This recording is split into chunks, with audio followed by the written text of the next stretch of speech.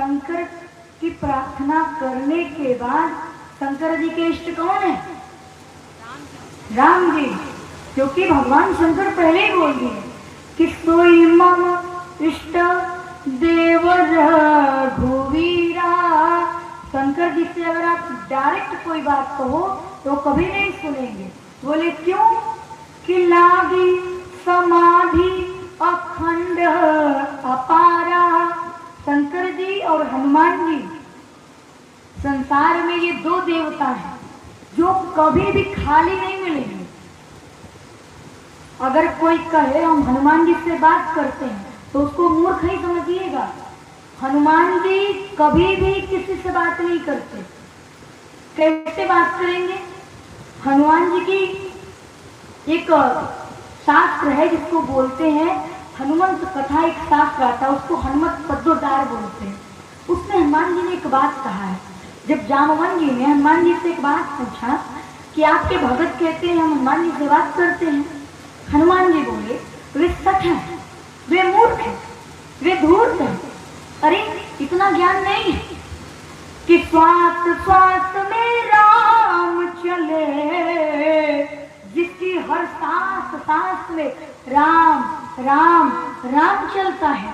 और जिव्या बकुरी जाए, बकुरी अर्थात जिस प्रकार बकरी का मुंह चलता है कि नहीं, बोलिए उसका मुंह कभी नहीं बंद रहता है। एक बकरी का और भैंस का, आप भैंस को देखिएगा हमेशा उसका मुंह चलता रहेगा, उसके मुंह से सेन आता है। बकरी और भैंस दो हैं। हनुमान जी ने ये दो पशुओं की भी गिनती की। बोले हमारी गिनती उसमें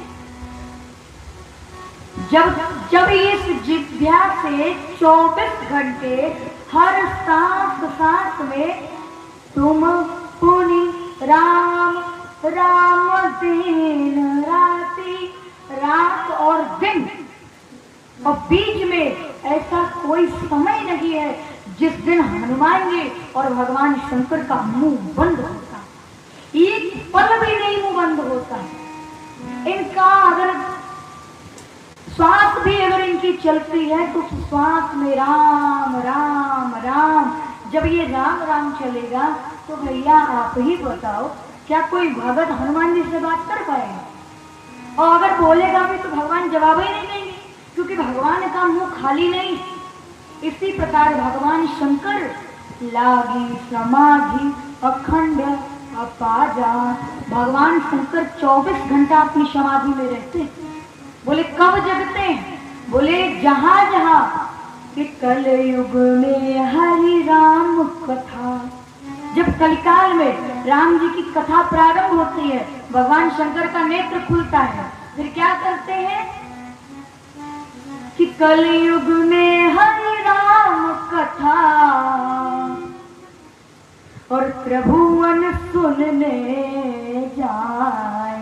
वो त्रिलोकीनाथ जहां जहां जिस जिस गली में राम जी की कथा होती है, गोस्वामी जी कहते हैं भगवान शंकर की आंख खुलती है और बाबा मनुष्य का, पशु का, पक्षी का, कीड़े का, पतंगी का रूप बनाकर उस कथा पांडाल में आके बैठ जाते हैं। जितनी देर तक कथा चलती है भगवान शंकर उतनी देर तक बैठ करके पूरी राम कथा सुनते हैं। बोले फिर इसके बाद निज गया हूँ शंकर भवन तब जाकर के भगवान शंकर अपने कैलाश में जाते। तो आप सबके भी मन में ये चल रहा होगा क्या भगवान शंकर यहाँ है? बिल्कुल है। गोस्वामी जी ने कहा कि कलयुग में हरि राम कथा त्रिभुवन सुनने जाए। त्रिभुवन अर्थात तीनों लोकों का स्वामी कौन है? भगवान शंकर ही है।